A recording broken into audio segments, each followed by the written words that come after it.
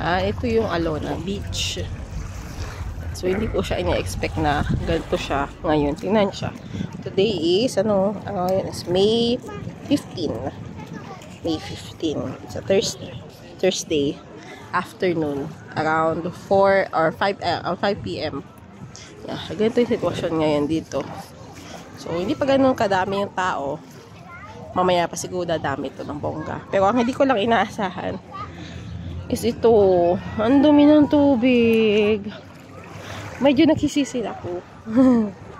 Nagsisisi na ako na kinancel ko yung booking sa Dimaluan Beach.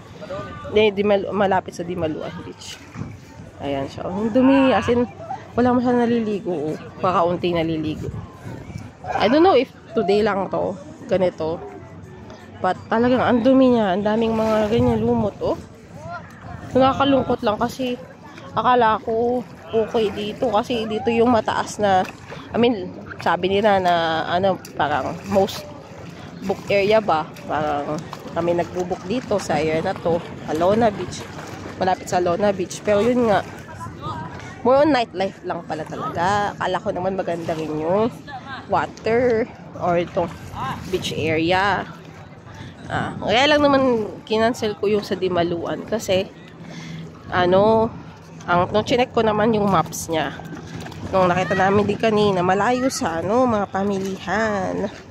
Yan, so magko-commute ka pa para lang makabili ng something sa labas ng beach area.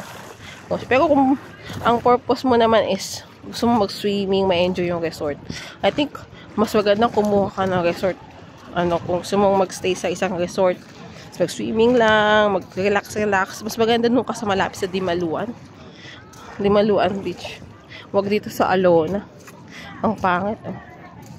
Pangit ng tubig tsaka ng sand din. Ang dumi.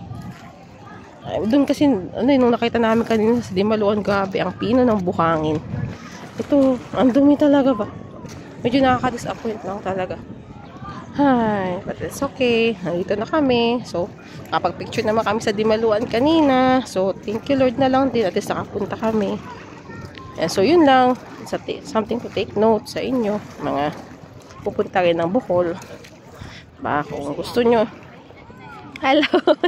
Hello, Michelle. Yeah. Ayan. So, yun nga.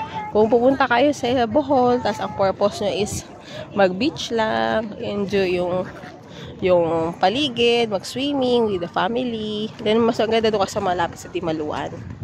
Pero kung gusto nyo is nightlife, ito ay sa Alona, yun nga lang, ito yung consequences. So, siguro mag-day trip na lang kayo.